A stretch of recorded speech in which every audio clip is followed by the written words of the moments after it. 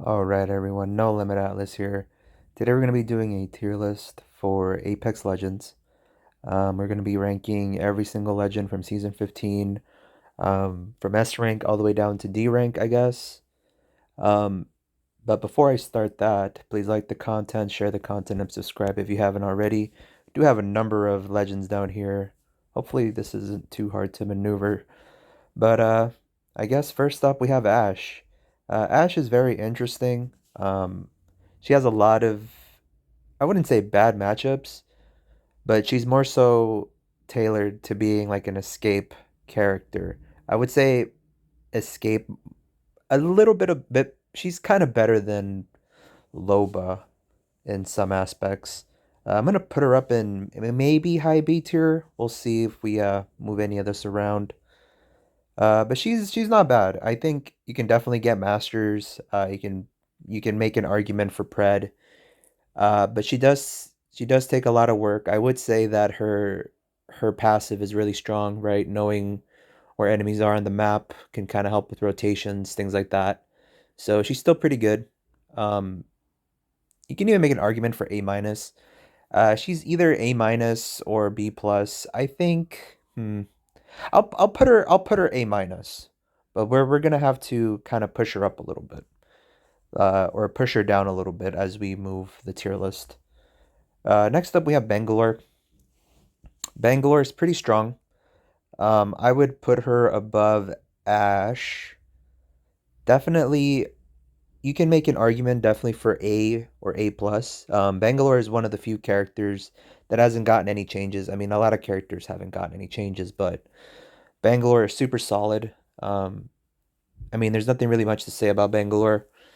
Uh, it's just the smoke is really good against controller players because, right, you take off their aim assist on controller. So that's pretty good. Um, Good offensive slash defensive ultimate for a good amount of situations. And I think the only hard counter she has is like Watson, but a lot of people don't even play Watson at high levels. So, yeah, she's pretty good. A to A plus there. I'm leaning more towards A plus. And we have Bloodhound. Bloodhound is also very interesting. Um, Again, hasn't gotten too many changes per se.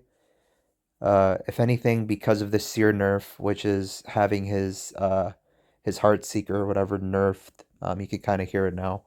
Bloodhound doesn't really have that problem anymore, in terms of him being heard. I mean, you can kind of glimpse where the scan is coming from, but that doesn't really give you an exact location. I guess they're kind of even in that sense. I'm gonna put Bloodhound S minus. I'm gonna move him down once we start putting more S tier characters here, and I think we're gonna see some of them here in a minute. Okay, up next we have Dr. Caustic. I was thinking of putting Caustic in low A, but I think the way that the meta is now, and especially the map that we were supposed to have Olympus, and I don't think Caustic is that good on Olympus. I did get masters a couple times with Caustic, but the way it is now, it's just like, yeah, he's solid. I mean, I think he's just middle of the road. There's nothing much to say about Caustic. He does do better in Fragment. Um, but yeah, he's pretty good. And then we have Fuse. Fuse, I would put B plus. Just because, I mean, his ultimate could be better. If his ultimate was better and had like an extra ring in the center, that would make him a bit stronger. Have an X or something to fill up the center, just to, you know, trap people inside. But other than that, I mean, he's not bad. He's not bad. B plus is pretty good. I mean, you can still get masters, but I think anything after that, you do need a strong team composition. You need a really good team to really make him work. Um, then we have Crypto, right? Crypto is super interesting. I'm gonna put Crypto A minus.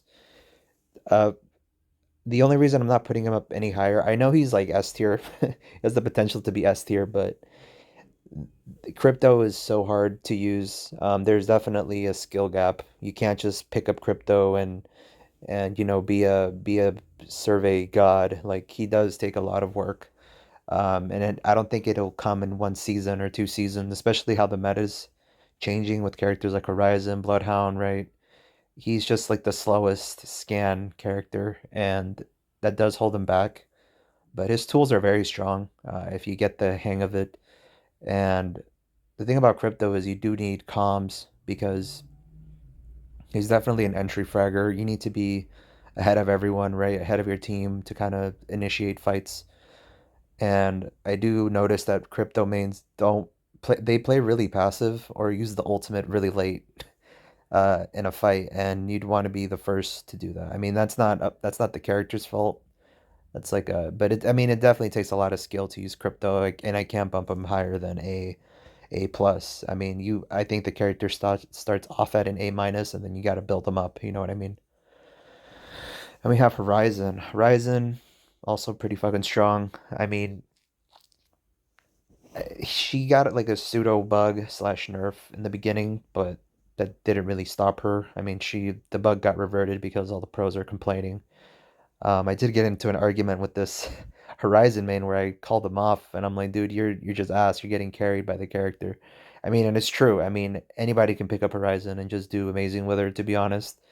Even at a low level, I mean, most people don't really have the skill to like beam Horizons out of the air. I mean, if you've played like at season 7 till now, I mean, I guess you can get the timings down, but still, it's still really hard.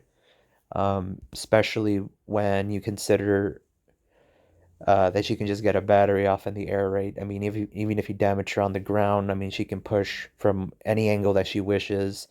The ultimate has a scan, technically, you can see through it, and it just puts people in a really bad position. It's basically Ashe's tactical, but better when it comes to the ult.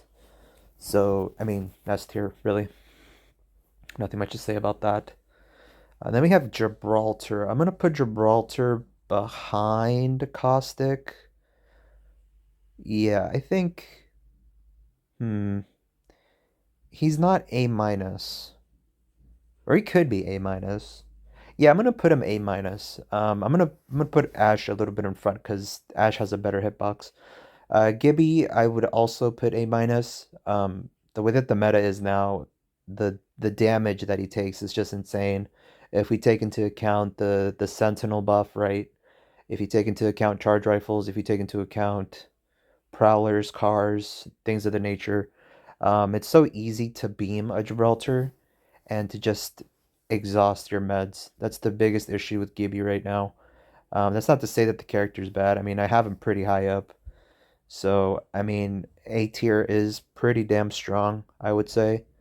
Um, it's coming to the point where I don't know. He is good. I think Gibby is like a secondary push, right? Like if we were to have like a crypto Gibby and let's say Bangalore team, Bangalore and Crypto could be the entry fraggers, and Gibby can kind of play back and be support rate. So he's not bad. Um, he's not bad at all, but he is pretty big, and that's the only thing holding him back. All right, we have Lifeline. I mean, everyone knows I'm a Lifeline main. I'm almost at 40,000 kills, almost at 3,400 wins in total with Lifeline. So I do have some experience. I know what I'm talking about. I'm gonna put Lifeline just down in C tier. She takes, I think, when people say that, oh, she's just a beginner character, she's easy to pick up. Yeah, she's obviously easy to pick up because she's free, but her everything, her whole kit is just lackluster compared to the whole roster, right? I mean, reviving hands free, what good is that if I don't retain my movement, right? I don't retain that momentum, right? When you res someone, you get a bad slowdown. The drone is still pretty janky outside ring. Even if I drop a heat shield, I'm just wasting resources, and it takes 30 seconds to get it back. So, I mean, it's pretty bad on some maps. Like some maps, the drone just disappears outside of ring, even if I use my heat shield. So I gotta rely on my actual meds when I could just be using my drone. And then, right, the ultimate is super slow, and supposedly there's a buff for that next season, but I mean, that's not saying much. That's only one third of her kit being fixed. So Lifeline is pretty bad. I don't recommend you playing her in high competitive when there's characters like Newcastle in the game. Um, it's just a little bit arbitrary. It just doesn't make sense. Um, then we have Loba. I would put Loba B tier. She doesn't have offensive capabilities, right? Just like Lifeline. However, she could get things a little bit faster than Lifeline. She does have some decent escape options, but I mean, if your whole team dies early on and you can't get banners, it's gonna be really hard for you to get RP. So because of that, I mean, she doesn't have anything unless you get really lucky with a care package and you drop your ultimate and you get like a Kraber or God forbid an RE45. She could be a little bit better, but that is RNG based, and I don't think Loba's really in the meta because she doesn't have offensive capabilities. All right, next up we have Maggie. I'm gonna put Maggie also B plus. Um, Next to Fuse, I guess. They kind of work a little bit the same. They're both entry fraggers. Maggie just has a little bit better. Well, she's a good counter to Catalyst too. Any legend that can hold walls, Maggie can excel. But everything else is just like, she's kind of middle of the road. Um, I can't say she doesn't provide anything for the team. I mean, the ultimate's really good to kind of push people. You definitely need, a good amount of understanding on how to push a third party, fourth party, whatever have you. Her escape options are decent, but it's not invincible like say Wraith. So yeah, B plus. And we have Mirage. Mirage also he's gonna be next to Lifeline here. I mean, Mirage is still he's fun, right? I would say he's actually more fun than Lifeline. So, but he's not as viable, more viable than Lifeline. That's these two characters are just like fighting for last place. Like it's hard to even switch them around. But I think I'm gonna put him behind Lifeline just because he doesn't really contribute anything to the team. If anything, he's just more of a nuisance because your footsteps just distract your teammates, but they don't really do like the whole visual clutter. Um, I don't know. He's just not that good. Oh, why did I move D plus? What the heck? Whoa, what's going on?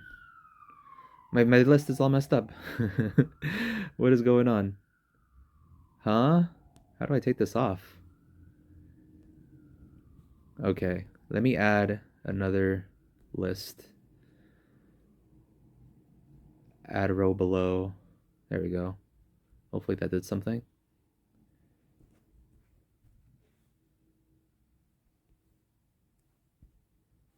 D tier. Alright, I guess we could put trash tier. It doesn't really matter. Alright, Newcastle. Newcastle, also pretty good. You can make an argument that he is S tier. Um, S tier at A plus territory. I'm gonna put him low S tier, only because he is a big body. However, he does have fortified, so that does help him out. Unlike Gibraltar, he has more defensive options, and in a game like Apex, and especially in some maps where it's just like way too big, you do need ways to navigate yourself around. Um, I mean, if you look at S tier now, if you run all three of those characters, yeah, that's a really strong team composition, right? You have scans, you have an ability to get height on someone, right? And then you have a defensive capability with Newcastle. I play Newcastle instead of Lifeline for ranked. It's kind of a no-brainer.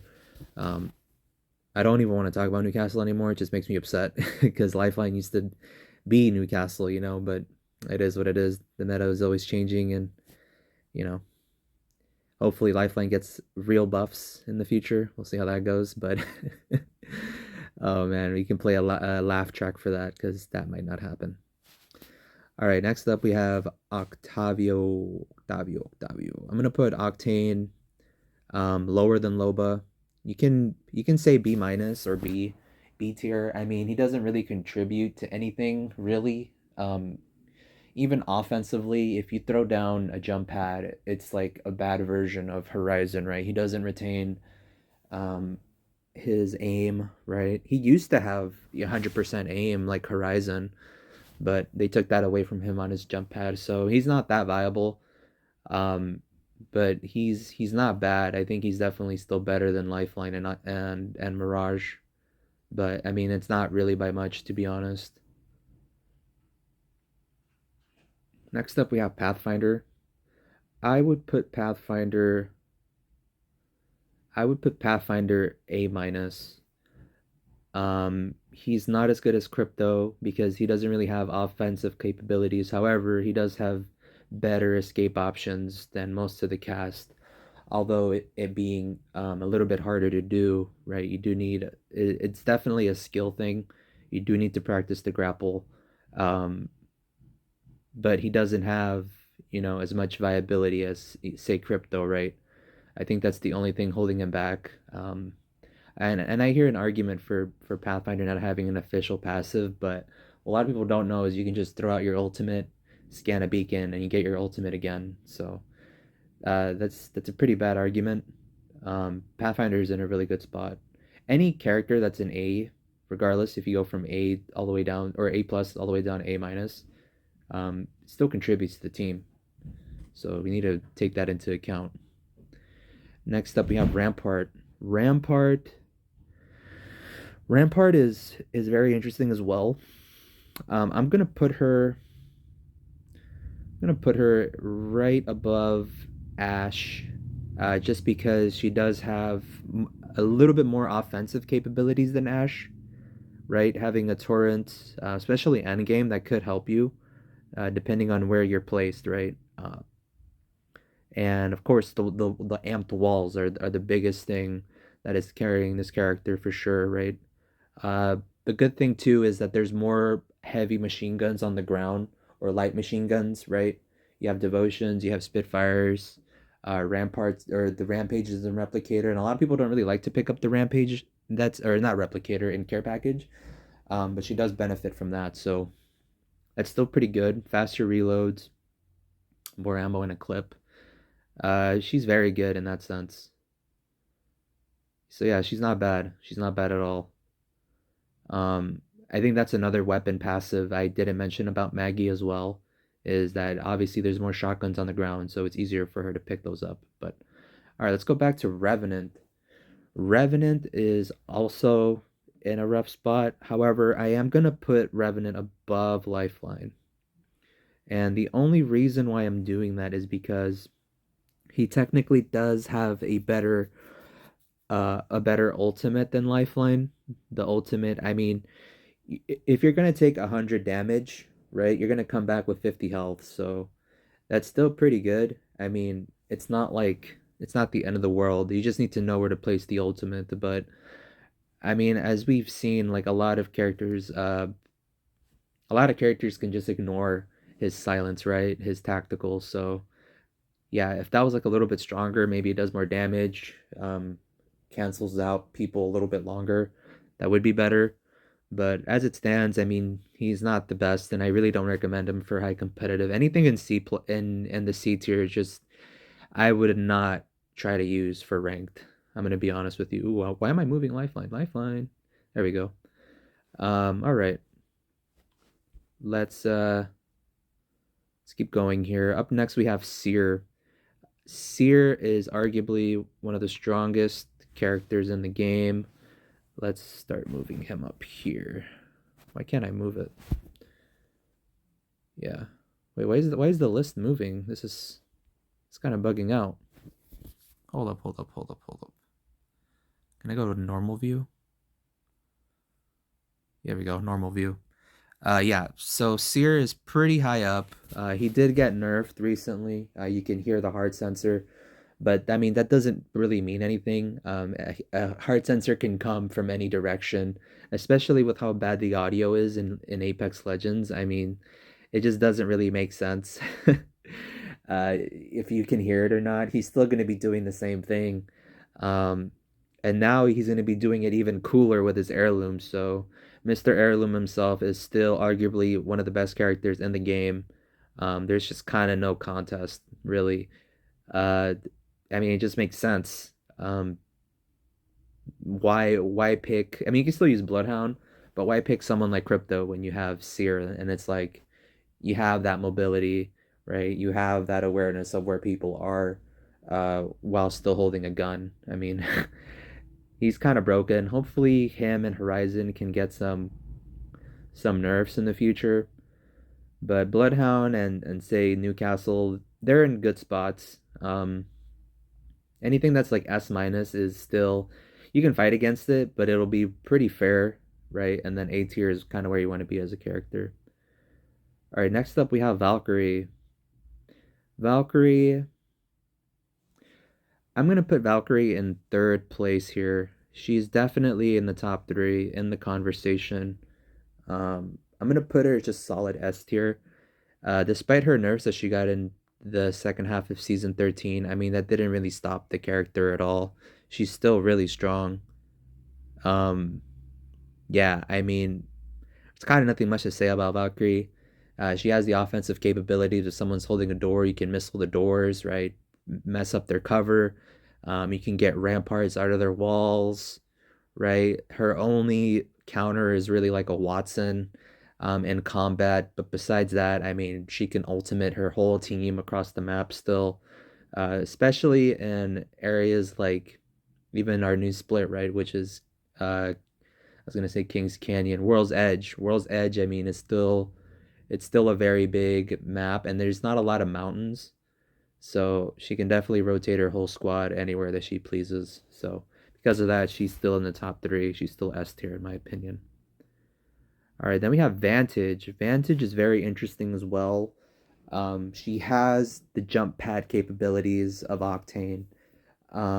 She does have an offensive way to keep a squad off or push a squad. So these are very strong things to have. I think the only thing keeping Vantage back is there's not really much to be honest. She's just pretty good all around. I mean, you just have to know how to place your bat right, and that's pretty much it. And then just be sure to carry accelerants. I'm gonna put Vantage. She's in a good spot, dude. I'm gonna put Vantage a little bit behind Ashe. Um, I don't remember if she scans beacons. Someone can correct me on that, but she's in a good spot. Again, any character in A tier, I feel like doesn't really need any major changes. They're just good where they are. Then we have Watson. I would put Watson. Who Watson's tough, dude, but she's really really good. I think people underestimate the capabilities of a good Watson player, especially when they know how to like place pylons on the door like, or behind a door. Right, you get that ability to shock someone that's trying to breach your door. Right, so that's really good. That does take a good amount of skill. Um, just pylons in general and knowing how to put her ultimate up is kind of a skill thing. But I would put Watson maybe a little bit more ahead of Vantage. She's in a super good state, man. I mean, double regen. I mean, she can if she gets beamed, she can heal up normally and with cells. It's that's hard, man. I'm definitely feeling this though. This makes a lot of sense. This makes a lot of sense. In this A tier, in this A list. Yeah, I don't think I would change that. Maybe, hmm. No, no, no, no, no. She has more capabilities than she can definitely hold her own. I'm actually thinking of putting Bangalore a little bit lower, but I don't think so. Bangalore is really good. Yeah, no, no, this makes sense. This makes sense. The ultimate helps out the whole team, right? Unlike Rampart, Rampart can basically put walls, but you have to stay in that certain area, whereas Watson, you have a general area to move around. So that this makes more sense to me. All right, up next we have one of our poster characters. We have Wraith. Wraith has gone through a lot of changes. The portal is still really strong to kind of pull back, someone back and forth if you really wanted to. Right, she has a good tactical still to get out of any situation. You do really need to know your maps to kind of traverse with her tactical. You can't just like throw it and then just run in a straight line. You're just gonna die. But again, that's more of you know, that's based on your skill. I would put Wraith. She's like solid A tier. I'm gonna put her a little bit lower than Ashe because Ashe has a lot of scanning capabilities to know where the next ring is, where people are. But that's not to say she's a bad character by any means. She's still really strong. She's still meta, if you ask me. So, Wraith has been there since the beginning of the game. I mean, she's been nerfed, but you can still get masters. You can still play in pred lobbies with Wraith, no problem. So yeah, A tier for me. And then last but certainly not least, we have Catalyst. Catalyst is very interesting. She does have area control, and as a character, having area control means something in the game. You see characters that just have like low breaching capabilities here in B tier, or just having the ability to loot a lot, like Loba or something like that. But I would put Catalyst, maybe lower A. I'm gonna put her in lower A just because the character is still very much, I wouldn't say unexplored, but you do need to, and especially the way that the meta is, the walls can only do so much. Like if you look at Seer, I mean, you can just throw down your ult, and her ultimate is kind of countered, right? Even if she throws her ultimate, you can queue up with Horizon, um, right? Like Valkyrie, all these characters can kind of put a stop to what she wants to do.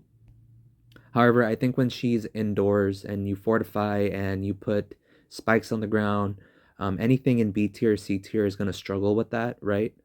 So I think she's better than a good amount of the B and C cast. She does have some good matchups here in A tier, but I think she's in a great spot. And honestly, this is like one of the most balanced characters that Respawn has brought up. But yeah, I think that's going to be it for the tier list. I want to thank everyone for watching. Please like the content and subscribe. 95% of my audience isn't subscribed. And one more thing, I didn't put anyone in D tier because I don't think any of these characters, um, are in a bad spot per se. I think everyone here is kind of putting in their own work. Um, but I do believe that if, and hopefully one day the C tier characters do get buffs, maybe some adjustments in B tier as well.